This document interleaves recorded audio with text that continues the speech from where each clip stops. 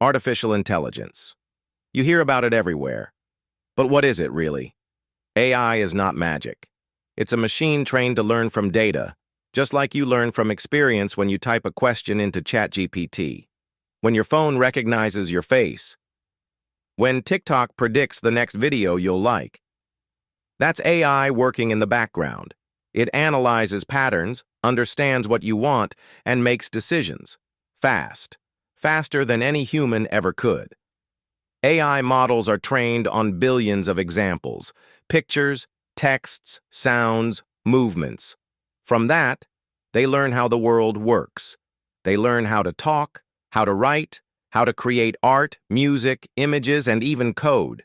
They don't think like humans, but they solve problems.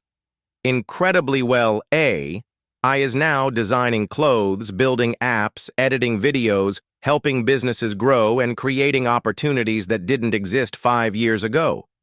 Some people fear AI will replace them. But the truth, AI won't replace people. People who use AI will replace people who don't.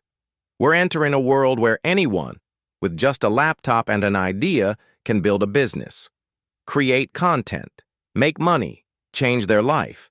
AI isn't the future. AI is now. And the only real question is, how will you use it?